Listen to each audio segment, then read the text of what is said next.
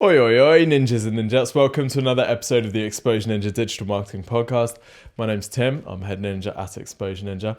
This show is all about helping you to generate more leads and sales through your website, whatever business you're in, whatever you do.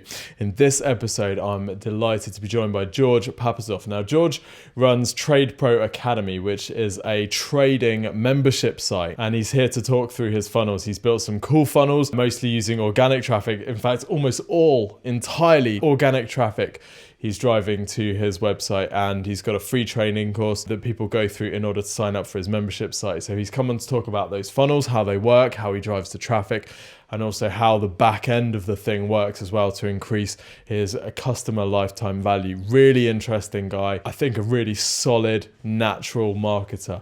So really enjoyed talking to George. Don't forget, if you want some help generating more leads and sales through your website, then you can request a free review from Exposure Ninja. If you've had a free review of your website before and you're thinking, yeah, these are just garbage, it's just generic info, a whole bunch of things that I'm not doing right, don't need another one of them, crap. Well, I'd say think again.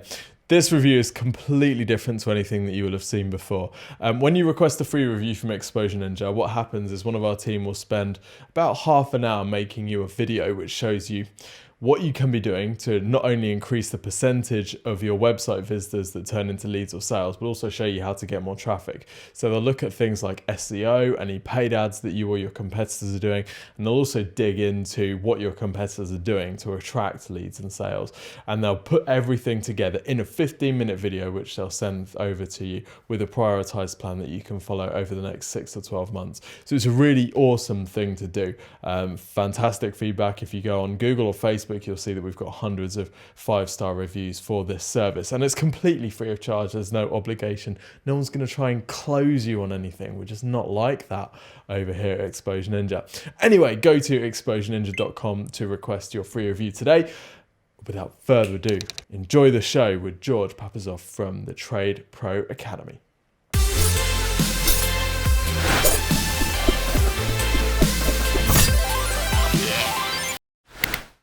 George, welcome to the show.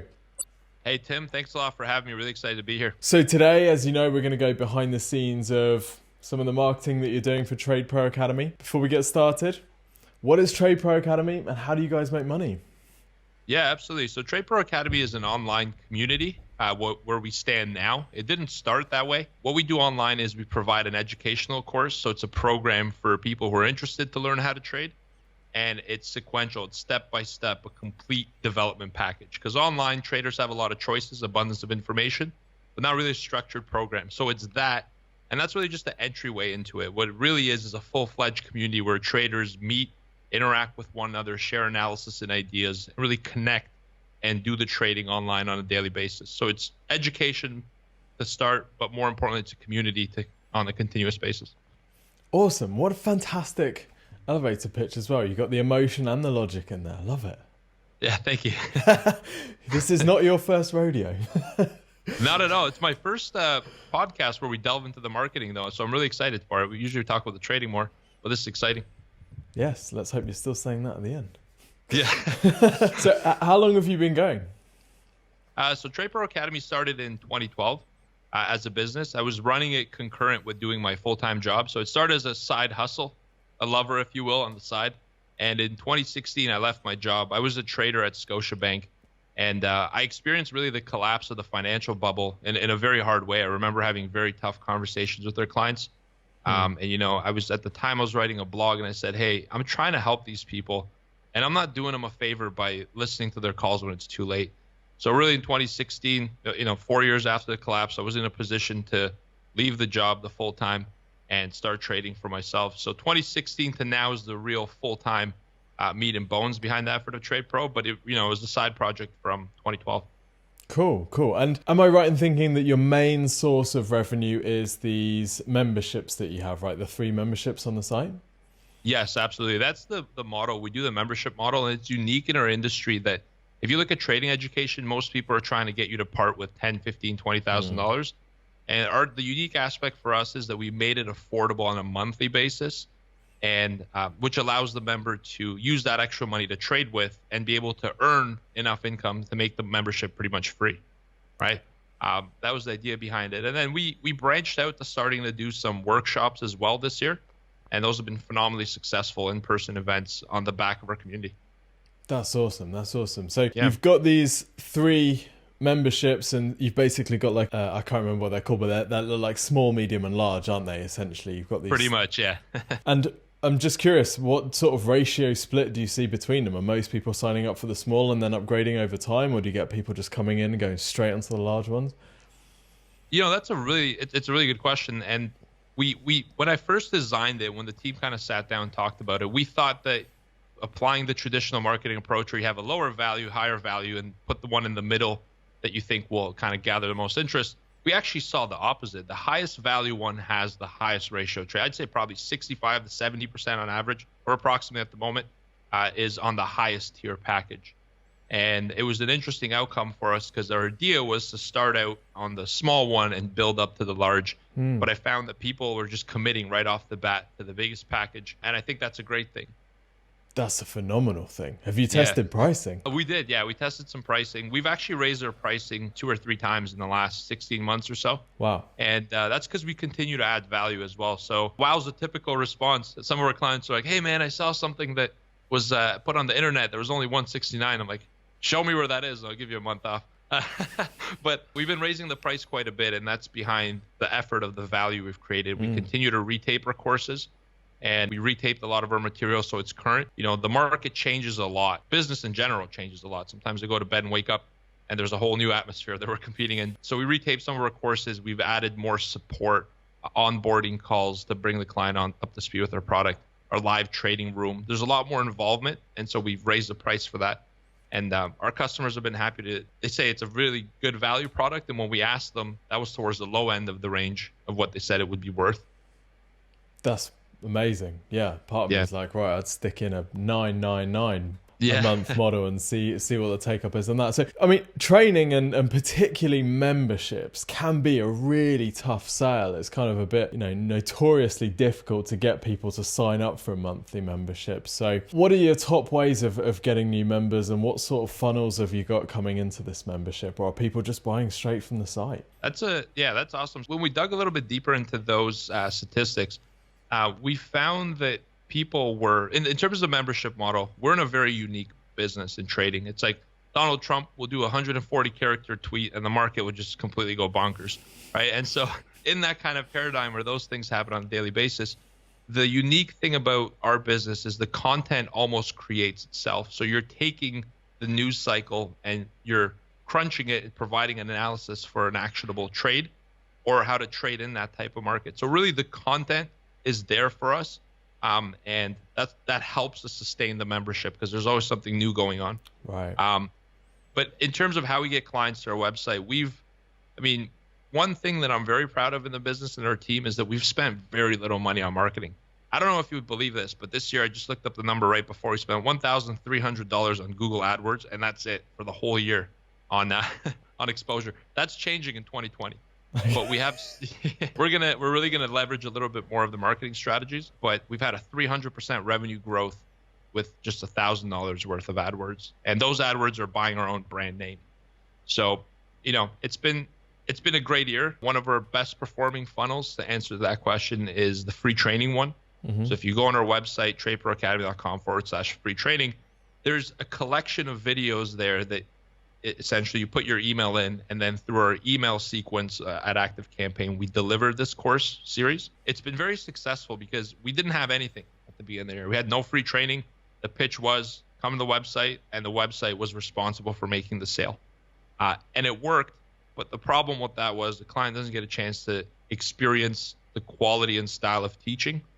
So we weren't really connecting to people. We were sort of just trying to convert cold traffic into a sale, the toughest thing in this business. How it goes, right? And it worked, but when we did the free training funnel, it really worked a lot better. What we decided to do was take the first video of every one of our courses. So we really repurposed content we had and to share it with the members to allow them to, number one, experience how we teach, learn different markets, and then on top of it all, learn the different approach that we have, how we teach, how our style is different. That's awesome. I'd love to dig into that funnel a bit with you, but I have to go back to something else that you said, which was please. the kind of volatility thanks to Mr. Trump and all of that stuff is actually an asset to you, because if any time the markets are in flux, people are looking for something solid to hold on to, right? Which is you guys and your membership. So I've seen trading courses before that haven't really tapped into that kind of news cycle side of things so much, and they're more about showing you patterns and pattern recognition. So was that a conscious decision that you were like, right, in order to keep this thing current and in order to keep us vital in the lives of our clients, we're going to use this news cycle thing? Or is that just something that happened over time and has worked out awesome? Yeah, that was an organic kind of development. We do very well at listening to our clients, and because we interact with them on a daily basis, we get to kind of get their feedback in real time, and we build service and offering around whatever they want. Like when we sit at the boardroom, we're like, this is what we want. That's great that this is what we have planned, but what are they really looking for? So it gives us a chance to listen to them a lot. And the way we got to sort of pricing as a membership and using news volatility to our advantage is the trading business is really interesting. Let me put out a question to you, Tim, and maybe the listener as well. If you found out that your dentist is about to do your root canal, just learn how to do a root canal online watching a YouTube video, but has never done it, would you sit in that chair? Not really, no. Yeah, me either. I sure as heck wouldn't. And so the trading industry is very similar. You just because you know a strategy, an indicator, or approach, or a pattern, it doesn't really mean that the application piece will work for it. Just because you recognize it doesn't mean that you're going to execute the right approach to take advantage of that pattern. So for us as a business, really the onus wasn't on teaching the material, because it's out there for free all over the internet. It's putting you in a community and showing you how to apply it in real time. Because the money in our business is really made on the execution. It's how you pull the trigger. What's your perception of risk? How's your winning mindset and your psychology? And that's what really develops and turns into a profit rather than knowing the pattern. And so that's where really the community built out on the fact that we trade together every single morning. We're not just giving the material and saying, good luck, hope you like this pattern.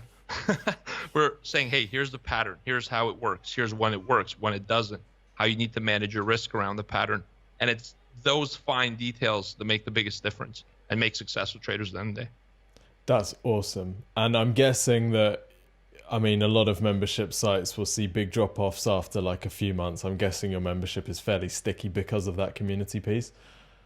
Yeah, we have a really a good lifetime client value that I'm proud of. And I'm opening up on this podcast as well. And I'll tell you this, at the beginning, I thought that focusing on just making as much money as possible from every client, I thought that, that's a wrong approach. Let's try to give value. We always try to drive on value. But then I realized, if they're going to spend more, that means they're getting more value.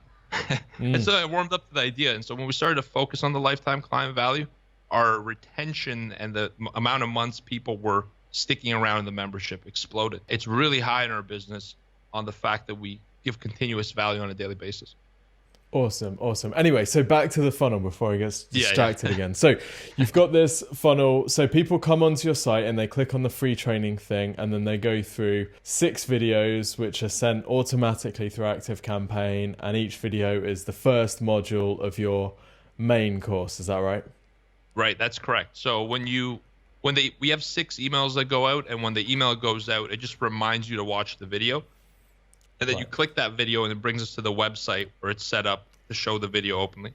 So essentially, they're guided through the course on the ActiveCampaign platform, which is our email automation, and then they view the videos on our website. So is the information that they get in that free course, is that enough for them to go and trade with? Do you get people that just go and run with that stuff? Or is it designed more as a kind of taster so you can see the quality of the training? Yeah, it's really designed to give you an introduction and for you to decide, hey, is this trading thing for me or not?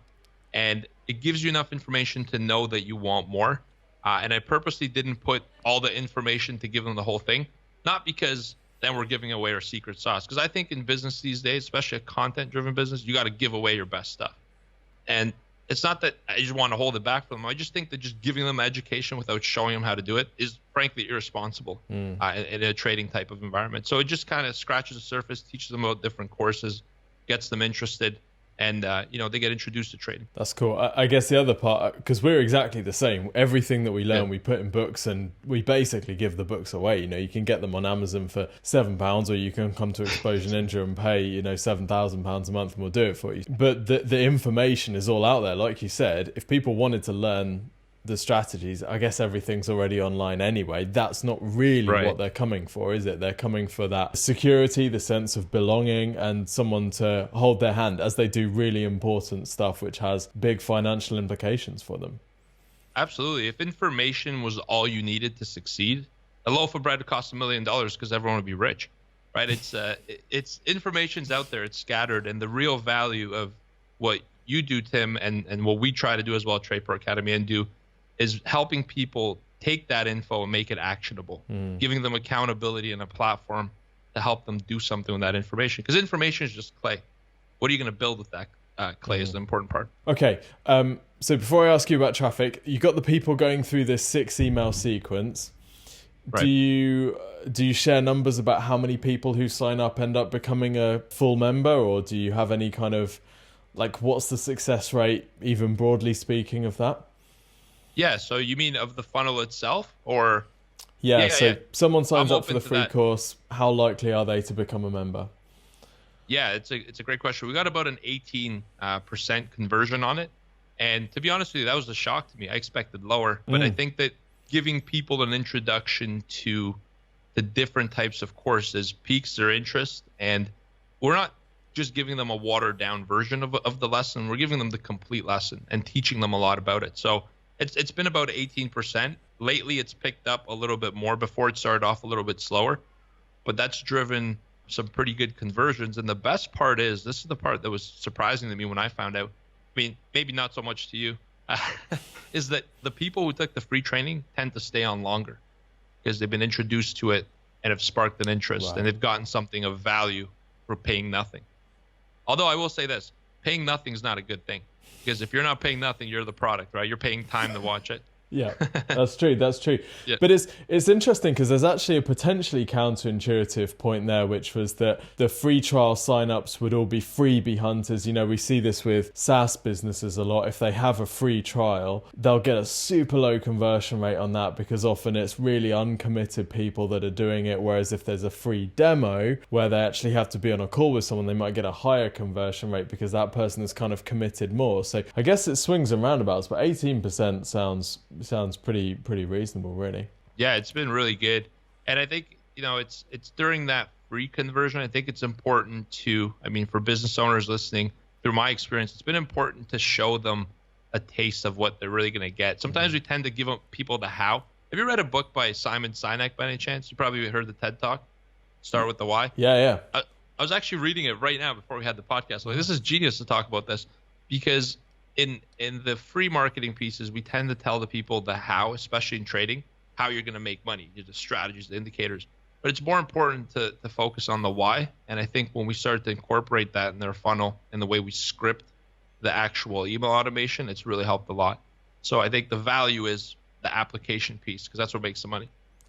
That's really interesting. I think that ties in perfectly with what a lot of people find when they're making training courses, is that the first module of the training course, it almost needs to be selling people on completing the course. Like you said, even if they've invested money, they've now got to invest time in going through the course. So just kind of reselling them on why they need to do this and why they took that decision in the first place will tend to increase compliance and completion of the course, which is obviously beneficial to you, isn't it? Because you need these people to be trading. Yeah, absolutely. It's the challenge is at the beginning, you're excited. When you purchase a new product, you're seeing the opportunity, right? You're like, I see myself I feel, hear, smell the surroundings of what I'm going to be like when I complete the course.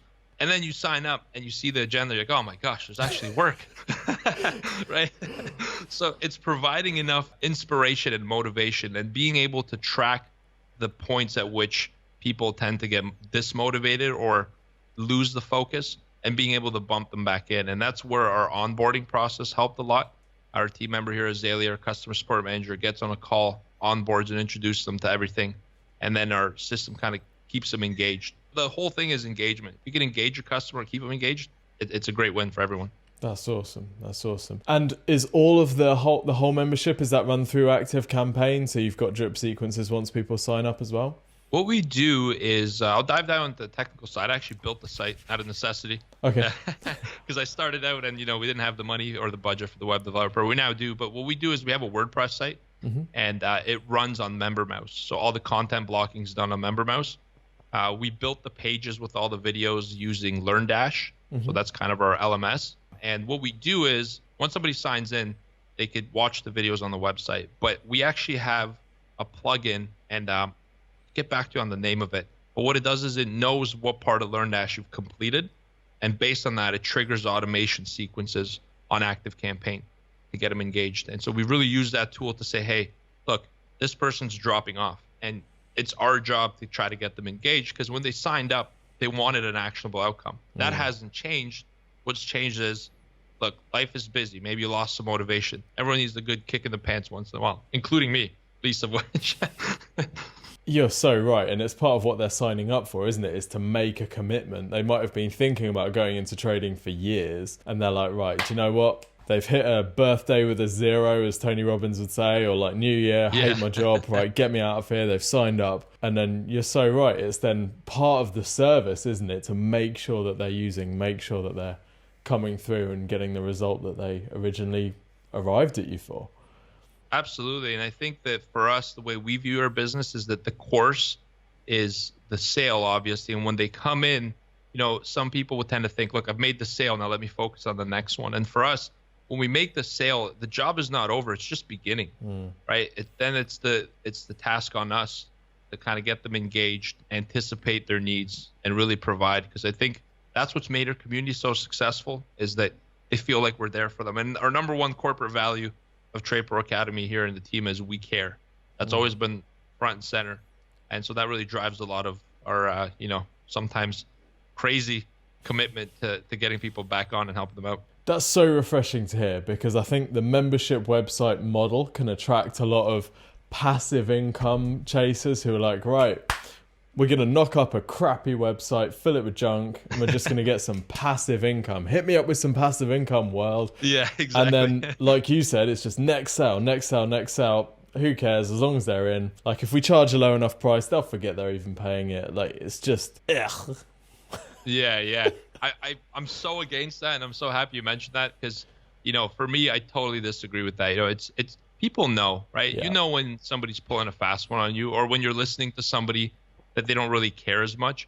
And as much as you try to kind of script a video sequence and saying, hey, I'm going to sound passionate for this one, let me drink 5 coffees, people's internal, their subconscious mind picks up on every single action in your video, every single way you move your eyes. All that's internalized and processed, and it builds trust or not. And, it's tough to build a brand when all you care about is the sale. And that's, that comes from internal. It's our values. Yeah. Awesome. Right, I want to ask you about traffic then. So you got the free training, which is your kind of lead magnet piece. How are you driving traffic? Because it's certainly not with paid ads on generic terms if you're spending $1,300 a year in the trading market. Even if there were 1 cent each, it wouldn't bring too much, would it? Yeah, so our traffic generation is all content strategy. And again, we use our advantage in our business, the fact that every single day the market's changed. And so what we do is we put out a lot of content. Our main traffic source at the moment is YouTube. We've used the platform in a little bit of a different way to engage people. We have 25,000 followers on YouTube at the moment. And at the same time, it's driving a lot of the business for us, because what we do is every morning at 9 a.m., we actually use the news cycle. So let's say Donald Trump in China this morning are kind of back and forth again. They're saying, drop the tariffs where we signed the deal. So we use that because we know it's going to be a search term for our morning market update, and we talk about it. We break it down. We say, how's that going to impact the market? So we're using YouTube to give content every single morning, analysis, and kind of give the traders a taste of what happens in a room. And then every weekend, Saturday and Sunday, we have an evergreen content piece. So we're really hitting YouTube once a day. That's the strategy. Saturdays and Sundays, evergreen. Monday to Friday, it's more analysis around the market. So that's one of our traffic channels. Another one has been, LinkedIn, I think, is really an underrated platform. I guess the secret's coming out now, but there's a lot of engaged users in LinkedIn, a lot of professionals who really are the people that we're looking for. We found that our most successful traders are the ones who are entrepreneurs, surprisingly enough, because they value risk to reward. So we don't have to convince them to risk it for the biscuit. They already know that's their DNA. So that's another traffic source. But really, one of our first and original traffic channels that continues to this day, 60% of all of our traffic comes from Google organic search. And it's been phenomenal. We write a lot of content, SEO based. We look for certain keywords that match criteria. I'd be happy to share the criteria if you'd like. Let's do it. Yeah, for sure. We look for keywords that have high search volume with low competition scores. And even if, let's say, sometimes you're planning your SEO strategy or your content, you say, look, this only has 1,000 views or 200 views. This is worthless. How am I going to sell 6 million memberships with 100 views? Well, here's how. You'll be getting 90% of 100 views if you write really good content versus 1% of 1,000, which is less, right? So the idea here is to create good content on search terms that your clients or target market would be asking. We create content sometimes on, hey, what do we think the client's looking for? But it's more important to write it in their language, especially as a keyword. So Google search has been a huge driver for us, as well as YouTube. And we're just now sort of awakening to new marketing strategies, more traditional marketing strategies to spread the word out even further. I want to ask you about LinkedIn, because everyone is talking about LinkedIn organic at the moment. It seems to be, like you said, everyone is so engaged. I think it's almost one where the users went there first before the content creators have kind of caught up, which is absolutely mad. So what's your approach with LinkedIn? What sort of content have you found gets best engagement? Like, how do you think about LinkedIn, posting frequency, all that stuff? Where do you start? Yeah, I always start out with when I first discovered LinkedIn was an underutilized tool, I thought about every time I do a new strategy, I think who's using this and how. I start by putting myself in their shoes. I feel like LinkedIn is a source that gets used. I don't know this for a fact, but I'd say the majority of their traffic happens from 9 to 5. I think it's people at work who, open up LinkedIn and one tab, browse through some articles. And really what we're finding is they're looking for higher quality material. It's a more sophisticated professional type of audience. It's people who are in the development stage of their career who are looking for the next step, who value investment, personal growth. So rather than convincing somebody off the street, hey, you need personal growth, it's refreshing to be able to talk to somebody who already is looking for it. And that's where I think LinkedIn is advantaged, a more professional kind of seasoned audience. Not that obviously people who aren't on LinkedIn aren't that. It just tends to be more higher concentration there. Yeah, for sure. And how have you got traction on the early posts that you're putting out? Was there any kind of sharing or strategy behind it, or did people just find it organically and it got traction that way? So we're still working on it. I wouldn't say we've perfected LinkedIn, but I would say that in the next 3 months, that's going to be a heavy hitting area for us. But what we found is when we first posted it, we got quite a few shares and likes right off the bat, the first hour. And we're like, there's something to this. So what we do, we're like, wow, people actually care. They're looking for this stuff. So what we did is we went out and we're now sharing our articles or content that we write on the blog. We share it there. And we're looking for more sophisticated ways to get it involved. We're now doing a monthly report on the markets. And that was kind of driven by LinkedIn. We're like, hey, look, these people want to know on a monthly basis what the market might be like. They're looking for more sophisticated info. So we tried that strategy. It's working really good. And that's sort of where we're at the moment. We got some bigger plans though. Oh, interesting. And is your goal to build your personal brand or the Academy's brand, or are you just looking to kind of funnel people from an article onto the website? Is it quite direct response-y, like go to our site for more info? Yeah, at the moment, that's what it is. We're sending them back to the website for traffic purposes. And I think there's a real big opportunity for businesses now to create a little bit more community and culture within the LinkedIn ecosystem. Traditionally, when I started the business, I stayed away from Facebook, and we now have a Facebook group that does pretty well. And I think that the only downside to that and the consideration is you're going to build a whole community around there. You're exposing yourself a little bit to future changes on LinkedIn. If they change their algorithms, models, like a Facebook, they used to show everything you'd post. Now, most people won't even see it unless you obviously match the interest or you pay for it. Yeah, that's the one area that we're sort of exploring. But I think there is an opportunity to build some more engagement, some more of a community around LinkedIn itself, rather than just funnel traffic out. We haven't gotten there. We're working on it as we speak, though. It'll be really interesting to see how LinkedIn organic plays out, because the ads are already so expensive. I can't imagine them doing what Facebook has done and forcing businesses to just pay for organic reach. It'll be really interesting to see if LinkedIn goes that sort of route and the organic reach starts to drop off in the hope that people will be posting ads. I hope they don't, but I expect they will. Yeah, the law's going to be too much. Who knows, right? It's really open. I don't even think LinkedIn has a clear defined strategy. I think they're just kind of like, hey, this is a good thing. Let it just build organically, see what we can do with it. Because LinkedIn's got a little bit of a different business model than Facebook. Facebook's all about the ads. They're monetizing through serving you ad. You know, at the end of the day, you think about this, goes on a whole tangent. Stop me if you don't want to hear it. But I think since like the early 2000s, since the last tech bubble, all we really built are large scale ad agencies. Look at Google, Facebook, all this technology community, just serving us ads. Where LinkedIn, there's an employment factor as well, right? There's recruitment going on. So they have a little bit of a whole different model in a mix. And I'm excited. I'd love to see where it goes. I'm with you. I hope, they don't spike the ad cost, but we'll see.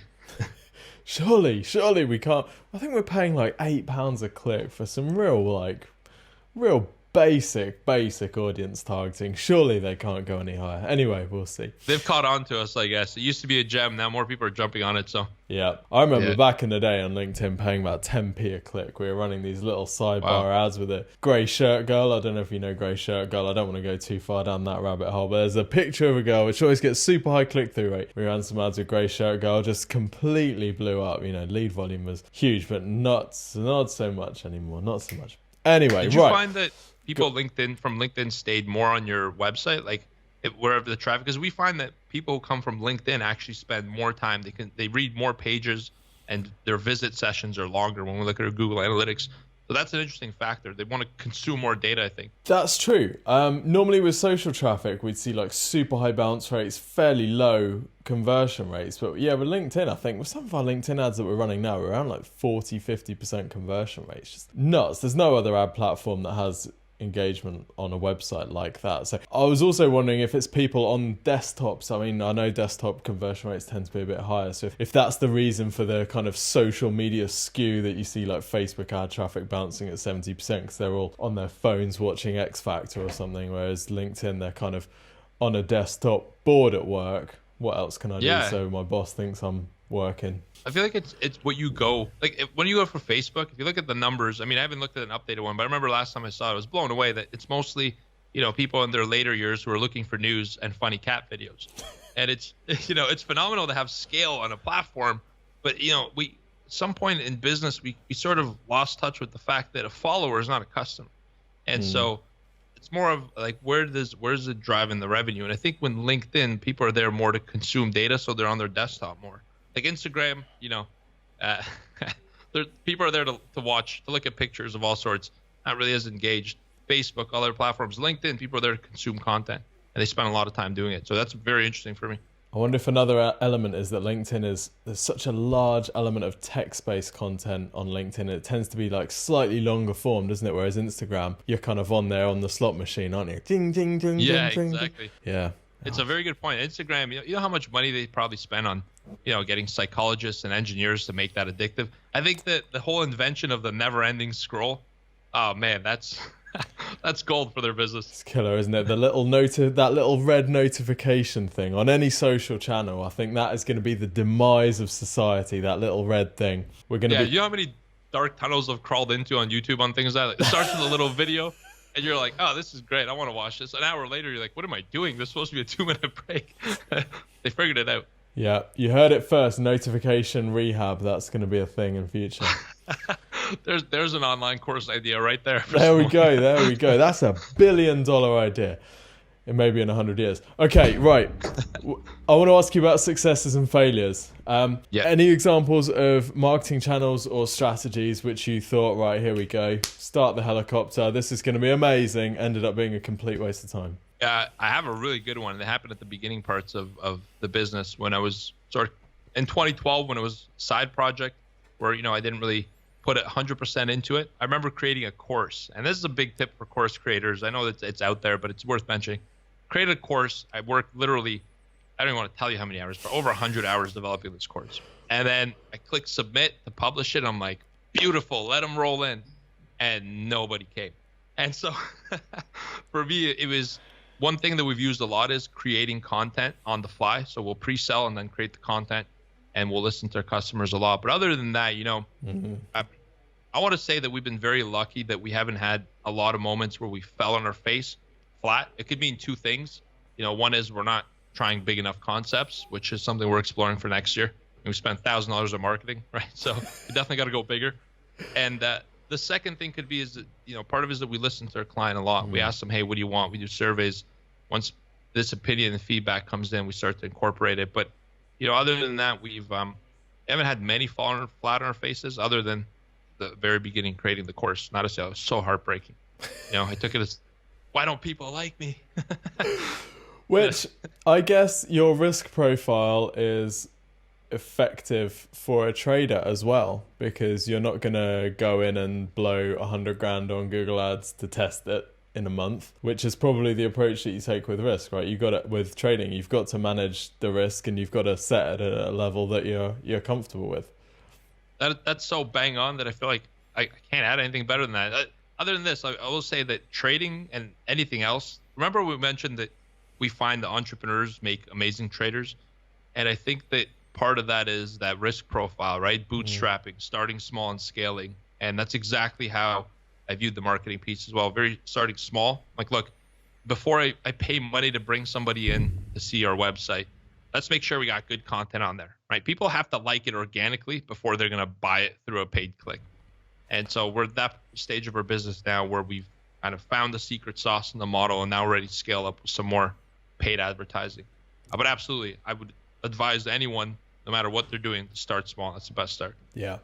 You got to get that sign of life, haven't you? We'll often have people contact us and they'll say, we just started this and we haven't done very much with it, but we got our first few customers and I'm feeling a bit down. I'm like, no, wait. You got your first few customers. Those are the hardest ones you'll ever get. That sign of life and the fact that you've got content which is you got some videos out there which have got ridiculous numbers of views, haven't you? So that just shows you that when you're ready to scale, the message is there, the product's there, the funnel's there. Now it's just ready for more people in the top. Love it. Yeah. It always starts out slow, right? Any hustle, any grind starts out slow. And that's okay, because I think in business, we start out, entrepreneurs are very passionate people, me included. We have this vision, and our goal is let's get to that vision as quickly as possible. And I would say that at the beginning, if you achieved your vision right away on day one, your business would die. You wouldn't be able to serve your customer. So you got to build scale so you could build your operations, learn, and really grow into it. So for me, being patient was hard, but being patient is, the reason that I'm here with you talking about successes rather than constantly falling on my face. And on that note, are there any marketing strategies which you had no hope for, anything that you've tested which you're like, I don't think this is going to work, but actually ended up being amazing? The free training.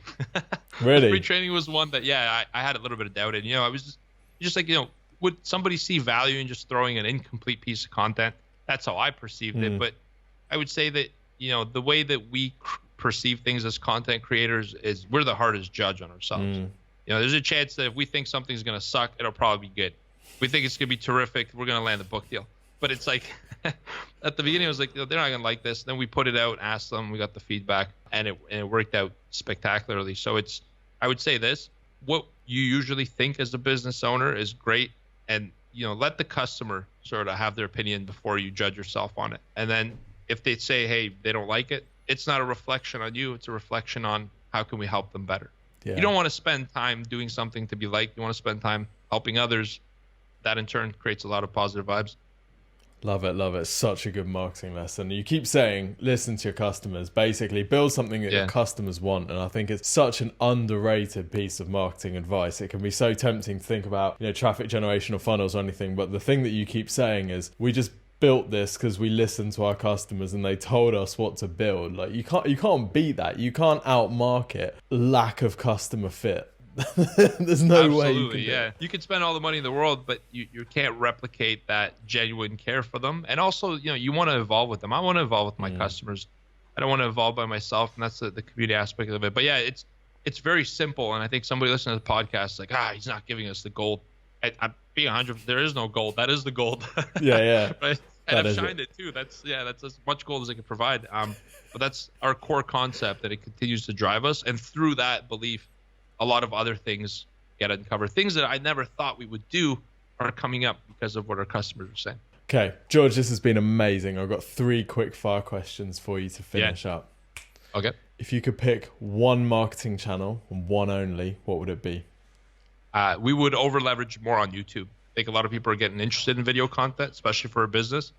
And I'm seeing YouTube ads as a good opportunity as well. So in 2020, we're going to be really taking the success we had on YouTube and pushing it even more. I always believe in do more of what you're doing really good, smaller efforts on other things, test them out first until they start performing. Love that. If you absolutely had to 10x your members in the next year, but you had unlimited budget to do it, what's the first thing that comes to mind that you'd do? Oh man, I think I would shoot a really high production, funny video. Really? I think laughter sells a lot. I mean, no, like to answer that question honestly, if I had to 10x, what would I do? It would be ads. So what we would do is put a little bit more scale into it. I think we've kind of nurtured our members and our community to the point that it's gone really well, and I think it's come at the cost of building out the scale. So to 10x, I think we got the model down. What I would do is first of all invest in some support resources, and then turn on the ads and bring in people who aren't organic to see what happens. I think that's the fastest way, but only once we built the base. Good advice, good advice. Final quickfire question. If you could go back and give yourself one piece of advice on day one of starting TradePro Academy, what would it be? It would be this might sound a little cheesy, and I'm going to do it anyways. It'd just be to relax and enjoy the journey. Yeah. I'm a person who's driven by passion. I do this because I'm passionate for the business, and I really want to help people, and that creates a little bit of eagerness and sometimes anxiety. And I would just say, you know what? Life is beautiful. Just chill out, enjoy the moment, because you're going to get to where you want to get as long as you're focused and you want to continue to help people. And once you get there, it's fantastic. And every single day in the journey where you're having hard days, it gets so much better once you hit that moment. It's like if you're in an area where you're struggling a little bit, or you have a vision and it's not paying off immediately, I'd say these days right here are the ones that are going to be worth all the money. You make millions of dollars and you haven't had those days, it feels empty. Yeah. So what I'd say is just slow down, enjoy the journey, because what you're doing is building, and value is going to come as long as you build. It's amazing advice. And I guess you probably, when you get to that future stage, as painful as those days were, you wouldn't trade them for anything, would you? And it's ridiculous to think at the time, the pain and this, that bleakness that you feel, that actually you're going to be glad you went through this in the future, but you really will. Absolutely. Like if you eat caviar all day, how would you know it tastes good? Right? It's like, it's a good contrast. And for me, those days to me are so precious that, I'll mention this if I have a minute.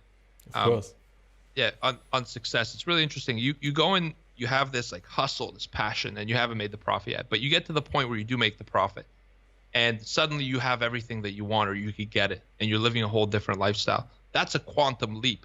But then going from making $1 million a year to 10, 20, 30, 100 million, $1 billion a year, your life's not going to change that much. And what I say is, for those tough days at the beginning, they're worth so much once you get to that quantum leap phase, because now it's like, I have things to appreciate. I'm going to serve my purpose, and I'm not looking for just the money aspect of it. So that I wanted to mention that, because I have had very rough days. The first month I quit my full-time job to trade, I lost $20,000 in 8-9 days. Really sucked. Man. But had to roll up the sleeves and claw out. So yeah, appreciate what you got, because people have less, and you've worked hard to build it. Such good advice, George. This has been amazing. Loved having you on, man. Loved the advice that you've been sharing. And I think you're just a really solid, gifted marketer as well. You've got some serious chops and some phenomenal attitude. Where can people find out more about TradePro Academy? I really appreciate it. I had a blast with you, man. This is a great podcast. That's super fun. They can find us on our website, TradeProAcademy.com. Also on YouTube. TradePro Academy is TradePro Academy is our username on YouTube as well. We do the morning market up there, the morning market update at 9 a.m. every single morning, Monday to Friday. We put out a lot of content to learn trading. And, check out the funnel. What a better way to experience it than check it out for yourself. Go to TradeProAcademy.com/free training, and you'll see how we built it and learn some stuff about trading as well. Absolutely. And even if you're not interested in trading, remember, as an entrepreneur, you are predisposed to be good at it. So it's definitely worth checking it out. And who knows, you might end up in the academy. Absolutely. George, man, thank you so much. Talk soon. Thank you so much, Tim. Appreciate it. Thanks for having me on. Take care.